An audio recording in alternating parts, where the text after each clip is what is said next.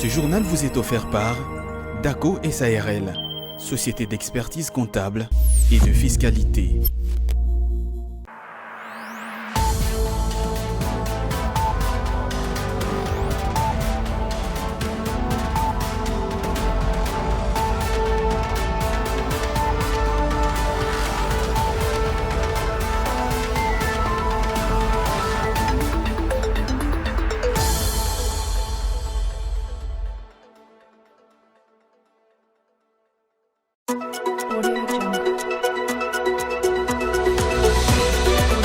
Les tractations se poursuivent en vue de la formation du premier gouvernement du deuxième quinquennat du président Félix-Antoine Tshisekedi. La première ministre Judith Suminwa a poursuivi des entretiens avec les chefs des partis et regroupements politiques. Vous écouterez quelques-uns dans cette édition du journal. Et puis on les appelle désormais les bâtisseurs. Ces ex-Kuluna formés pendant près de 2 ans au service national à Kanyama-Kasese dans la province du Olomami sont arrivés à Kinshasa, du moins pour le premier groupe sur les 1600 attendus. Ils seront déployés à travers le pays pour l'exécution de plusieurs projets, parmi lesquels des projets agricoles.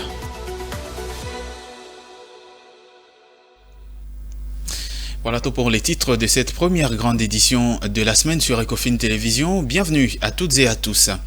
Les consultations en vue de la formation du prochain gouvernement se poursuivent en République démocratique du Congo. Ce lundi 15 avril 2024, la première ministre Judith Suminwa a reçu le regroupement politique Action des Alliés et Union pour la nation congolaise. Au sortir de cette audience, Vital Kamerhe, Bahati Lukwebo, encore Eve Bazaï ont salué la qualité des échanges avec la chef du gouvernement, mais surtout, ils estiment qu'elle va apporter un nouveau souffle. On les écoute tour à tour. Ce qu'il y a à retenir, c'est dans le cadre du calendrier de son Excellence Madame la Première ministre, le MLC et ses alliés. Nous avions été programmés aujourd'hui et elle nous a expliqué brièvement comment elle attendait constituer le gouvernement. Et à notre tour, nous avons aussi apporté quelques suggestions par rapport à la globalité. Elle veut avoir un gouvernement des compétents. On n'a pas parlé seulement de la constitution du gouvernement, mais aussi surtout l'apport du MLC en tant que parti membre de l'Union sacrée et ayant aussi des députés à l'Assemblée nationale. Comment est-ce que nous attendions, nous, soutenir le programme du gouvernement qui sera très bientôt présenté. Groupement AFDC allié dans le cadre de la composition du nouveau gouvernement. Ce n'est donc pas un secret, nous avons parlé des critères pour faire partie du gouvernement. Et les critères sont notamment le poids politique, la géopolitique, le genre, la compétence. Les autres critères sont additionnels, mais essentiellement les 4 là. Et donc, nous avons pris bonne note que nous allons faire des suggestions en termes de postes ministériels, mais également des profils qui répondent à nos exigences, disons, à nos ambitions. Tosepeli mingi, nandenge abandi musala, il y a les lois zambala mbale tomona ils ont pour la formation au gouvernement. Ba critères ya zui, il y a représentativité, il y a compétence, c'est-à-dire koye ba musala.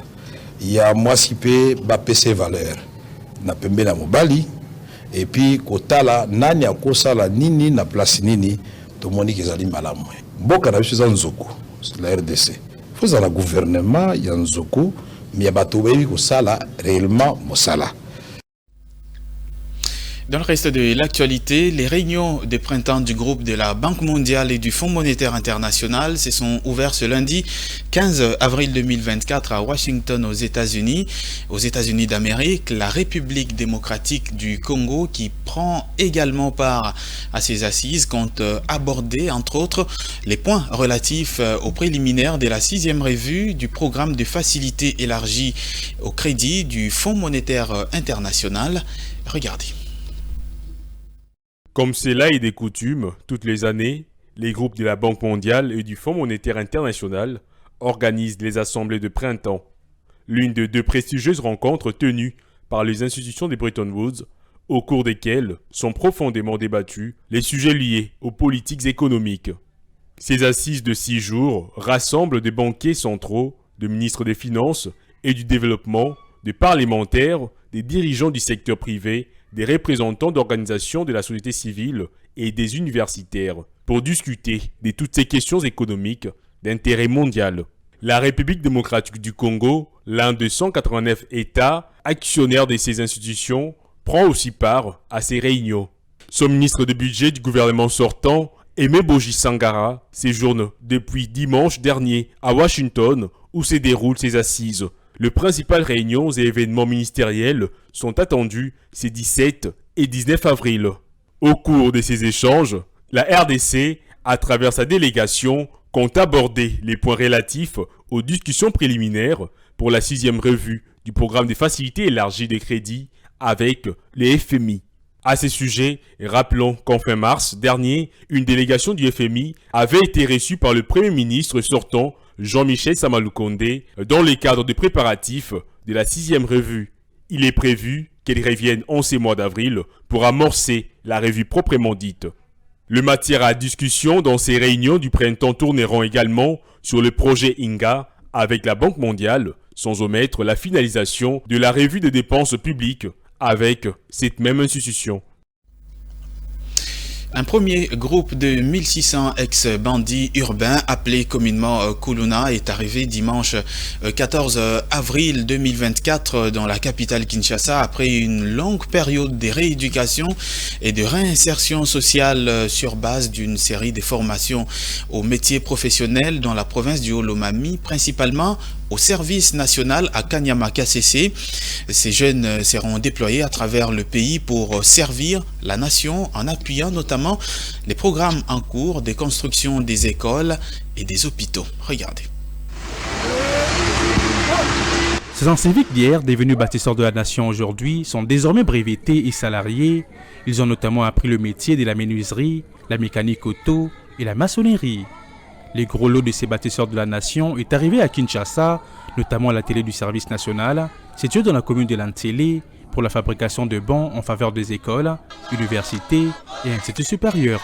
À cette occasion, le général-major Jean-Pierre Kassongo Kabouik a remercié le chef de l'État pour avoir mis à la disposition du service national tous ces dons il avait besoin pour cette formation. Ceux et celles qui sont derrière moi sont les enfants qui autrefois étaient appelés Kuluna, qui étaient partis à Kanyama-KCC pour une formation, qui l'ont parachevé et qui aujourd'hui reviennent à Kinshasa où ils ont trouvé leur affectation afin de s'adonner aux différents travaux que le service national a prévus dans cette ville de Kinshasa. Il a rassuré que ces ex-délinquants ont changé de comportement et a indiqué qu'ils seront déployés à travers le pays. D'ici, ils vont dans leur cantonnement qui est en Scellé. En Scellé d'ailleurs sur place, nous avons déjà préparé un grand atelier de menuiserie que vous allez découvrir et ils vont fabriquer des bancs sur instruction du président de la République, commandant suprême. Nous allons pouvoir équiper toutes nos écoles. Ils sont devenus des bons citoyens.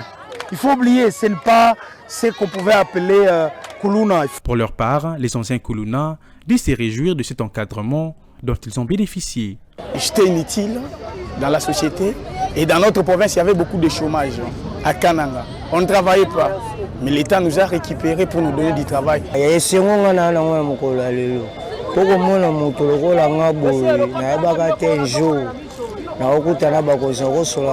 grâce à président de la République, grâce à général Kassongo Kabouik, en plus de leur brevet, ils sont également matriculés devenant ainsi à part entière les agents et fonctionnaires de l'État congolais. Et puis tout à fait autre chose dans cette édition du journal, la société minière Tenke Fungourme Mining a produit un total pour l'exercice 2023 de 280 297 tonnes de cuivre contre seulement 254 286 tonnes pour l'année 2022.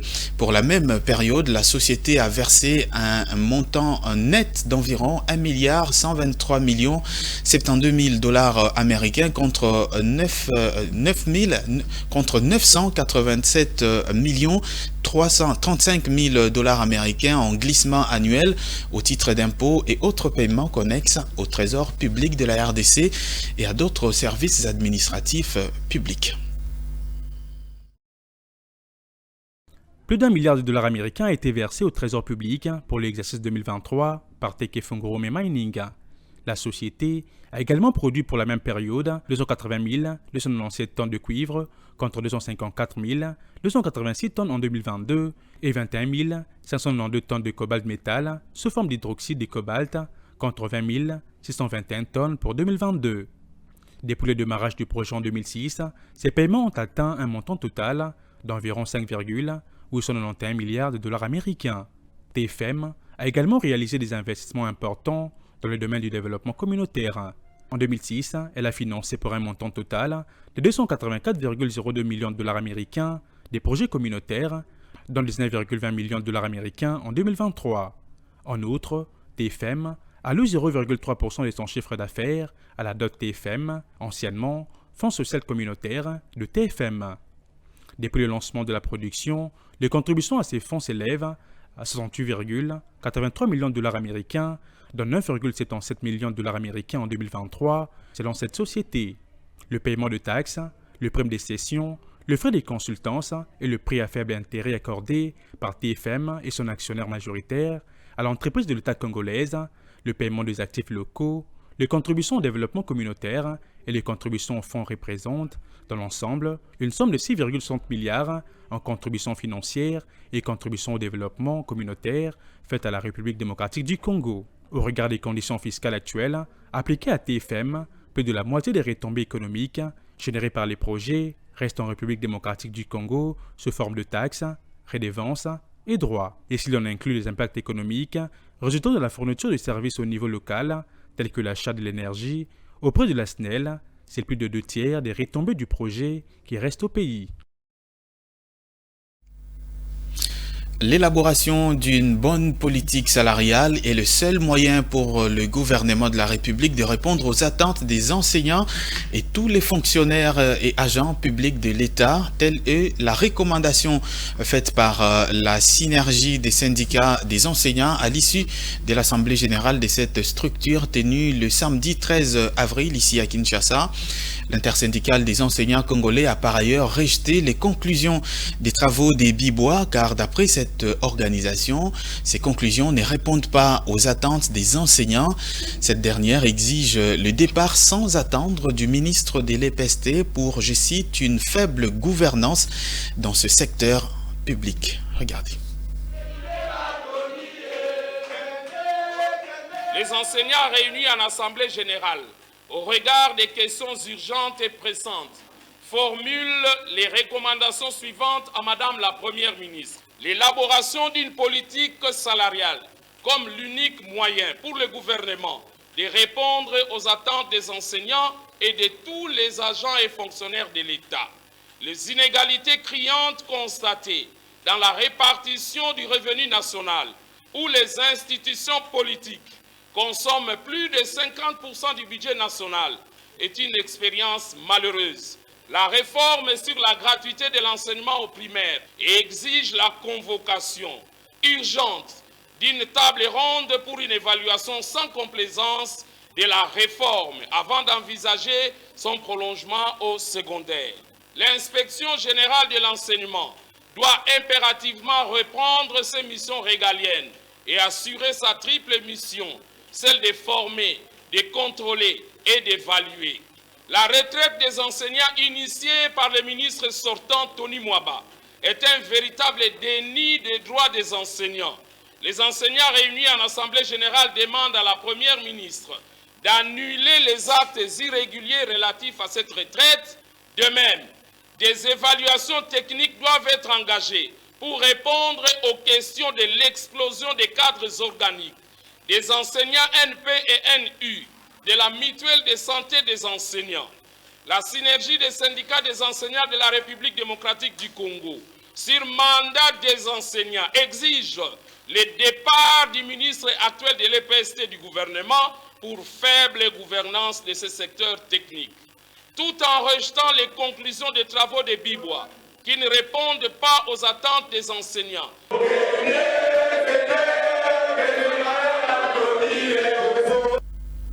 Et tout à fait autre chose à présent, les conditions météorologiques, aspect important pour pratiquement 70% d'activités économiques, ne seront pas favorables dans les jours à venir dans certaines zones en République démocratique du Congo. Les prévisions annoncent 70% des fortes précipitations pluvieuses durant plusieurs jours du mois d'avril et mai. Des affirmations qui viennent ce lundi de l'Agence nationale des météorologies et télédétection par satellite. On écoute les responsables justement de cette structure au micro de Fulgence Melayi.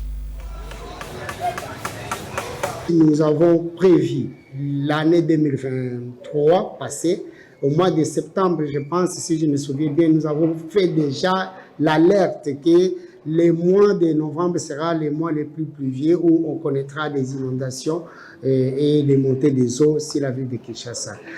Et cela a été fait. De la même manière, cette année 2024, nous avons constaté, selon les analyses que nous avons faites, et nous avons fait la prévision saisonnière.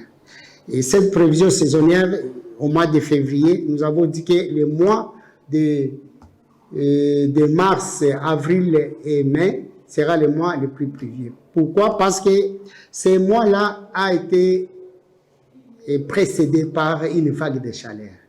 Et cette vague de chaleur, vous êtes témoins, ça a traversé presque une grande partie du monde entier, et y compris la RDC qui a été aussi touchée. Et voyant tous ces paramètres météorologiques qui ont affecté l'atmosphère, nous avons prévenu déjà que le mois d'avril, on aura des fortes pluies. Nous devons faire attention avec les températures que nous sommes en train de connaître. Nous risquons d'avoir des montées encore des eaux et des débordements. Donc c'est ça, nous avons déjà alerté le public pour qu'il se prépare. Nous avons alerté le gouvernement pour qu'il prenne aussi les précautions parce que quand la catastrophe va venir, ça ne va pas informer. Mais il y a les indices qui nous ont déjà montré que voilà, il y a quelque chose qui peut se dessiner dans les jours à venir. Ce 15 avril marque la célébration de la Journée internationale de l'art en République démocratique du Congo. Le marché de l'art, justement, n'est pas aussi prestigieux qu'ailleurs. Les problèmes, justement, le problème d'acquisition des matériels des bases pour la fabrication de ces œuvres d'art et le manque d'intérêt, tout simplement, de la population sont parmi les principaux problèmes que connaît ce secteur en RDC. Cette journée internationale de l'art n'est pas passée inaperçue auprès des acteurs du secteur. Ici, nous sommes à l'Académie des Beaux-Arts de Kinshasa, la plus grande institution du pays réputée dans la formation des artistes, peintres, sculpteurs et bien d'autres. Sauf que le marché qui s'est construit autour du monde des arts ne fait malheureusement pas grand écho dans le chef de la population congolaise. Le manque d'intérêt de la population pour l'art d'un côté et la difficulté de se procurer des matériels de base pour la fabrication de leurs œuvres d'art de l'autre côté font partie des écueils qui rongent le secteur. C'est selon Trésor Landou, assistant professeur, et Sébastien Makiese, responsable de la salle d'exposition à l'Académie des Beaux-Arts. La vente des œuvres d'art en République démocratique est devenue en tout cas compliquée parce que ceux qui nous achetaient avant, c'était plus des expatriés. Et le marché était bondé des expatriés. Les artistes arrivaient quand même à vendre des œuvres d'art. Mais depuis un certain temps, il n'y a plus cette fréquentation-là des expats qui consommaient les œuvres d'art congolais. Et le marché est devenu compliqué. C'est là où maintenant où le bas blesse. Pour qu'un artiste puisse relier les deux bouts du monde, il faut qu'il fasse preuve de créativité. Et je dirais tout simplement que le marché de l'art ne fonctionne pas très bien comme il le fallait. Le marché était vraiment meilleur. Mais au lieu que ça puisse s'accroître, le constat est malheureux. Ça ne fait que régresser. Les fréquentations ici, dans la salle d'expo de l'Académie des Beaux-Arts, ne sont plus les mêmes. À Kinshasa, ceux qui ont les moyens, qui peuvent encourager les artistes à venir acheter leur production, leur réalisation, pour qu'ils continuent à vivre, continuent à produire, ne le font pas. Cette culture de l'art quasi inexistante dans la population congolaise réduit sensiblement l'éclosion de ces secteurs qui, sous d'autres cieux, génèrent d'énormes flux financiers. Les entrepreneurs congolais du secteur de la production du thé déplorent ce qu'ils qualifient de la multiplication des taxes qui handicapent l'exercice de leur activité. À ce propos, quelques-uns ont appelé le gouvernement et les autorités publiques à agir dans le sens de la réduction des charges fiscales qui pèsent sur eux. Claude Kungou et Eddie Boma. Taxes, impôts et autres problèmes de transport sont les principaux défis que connaissent les entrepreneurs œuvrant dans les secteurs de la production du thé.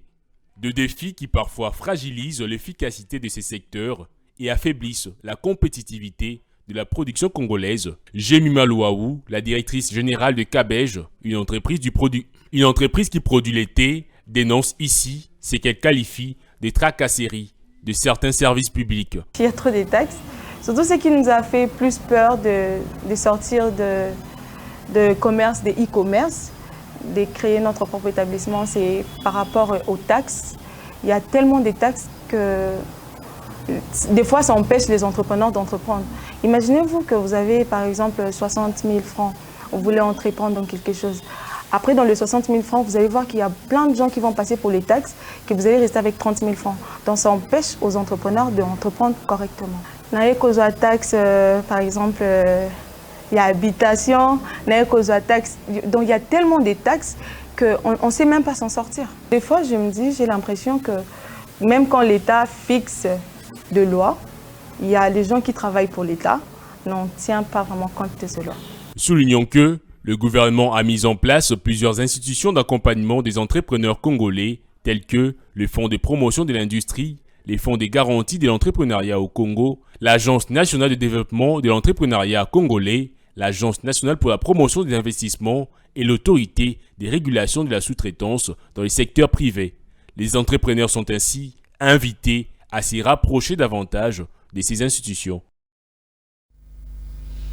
Et place à présent à la revue des presses et c'est avec Juvette Mbelou.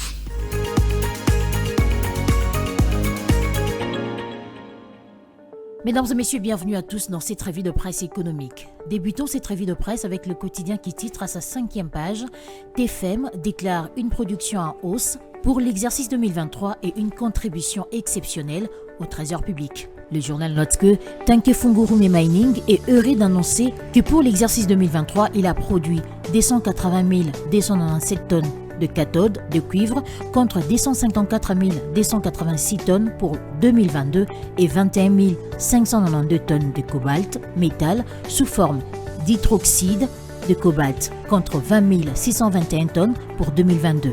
Pour la même période, la société a visé un montant net d'environ 1 123 72 $ américains contre plus de 900 millions de dollars en glissement annuel au titre d'impôts et autres paiements connexes au trésor public et à d'autres services administratifs publics de la République démocratique du Congo. À en croire le journal, depuis le démarrage du projet en 2006, ces paiements ont atteint un montant total d'environ 5 891 milliards de dollars. La société a aussi réalisé des investissements importants dans le domaine du développement communautaire. En effet, depuis 2006, TFM a financé pour un total de 284,2 millions de dollars des projets communautaires, dont 19,20 millions de dollars en 2023. En outre, TFM alloue 0,3% de son chiffre d'affaires à la dot TFM, anciennement Fonds social communautaire de TFM. Terminons cette revue de presse avec Africa News qui titre à sa 2e page « Deuxième alerte bidon contre Alingueté ». Août 2020, dans une annonce rendue publique, le ministère de l'Intérieur tunisien révèle que l'unité nationale spécialisée dans la lutte contre les crimes organisés a réussi à arrêter un individu qui gérait un faux compte électronique pour envoyer des messages à une organisation internationale. Les messages indiquaient l'existence de plans terroristes contre des structures névralgiques et des personnalités importantes en Tunisie et à l'étranger. Pour le journal, c'est sur ordre du ministère public au pôle judiciaire de lutte contre le terrorisme qu'un individu a été arrêté. Ce dernier a reconnu son crime, à savoir la création d'une adresse électronique exploitée pour l'envoi des messages à une organisation internationale. C'est le mode opératoire vraisemblablement choisi par les manipulateurs du numéro de téléphone, le 099 69 660 74 qui envoie ces dernières semaines via WhatsApp pour le compte d'un certain comité de surveillance des finances publiques. Non autrement identifiés des messages et des documents tendant à discréditer Jules Alingueté, inspecteur général, chef des services de l'inspection générale des finances IGF. Toute tentative d'interagir avec ce numéro pour avoir des explications détaillées et des éclairages sur les allégations contenues dans le message envoyé s'avère infructueuse tant le numéro reste ouvert par intermittence. Fin de cette revue de presse, merci à vous de l'avoir suivi.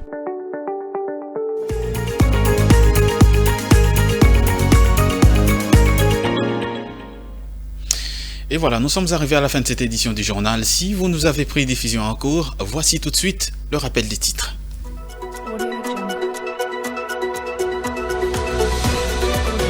La première ministre Judith Suminwa a poursuivi des entretiens avec les chefs des partis et regroupements politiques. Vous avez écouté quelques-uns dans cette édition du journal. Et puis on les appelle désormais les bâtisseurs. Ces ex-Kuluna formés pendant près de 2 ans au service national à Kanyama-Kasese dans la province du Haut-Lomami sont arrivés à Kinshasa, du moins pour le premier groupe sur les 1600 attendus. Ils seront déployés à travers le pays pour l'exécution de plusieurs projets, parmi lesquels les projets agricoles.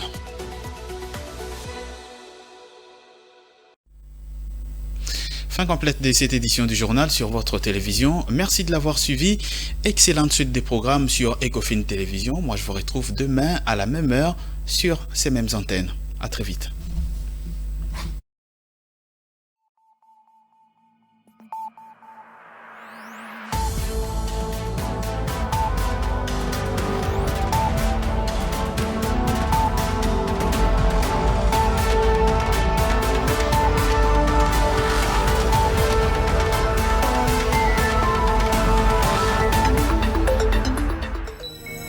Ce journal vous a été offert par DACO SARL, société d'expertise comptable et de fiscalité.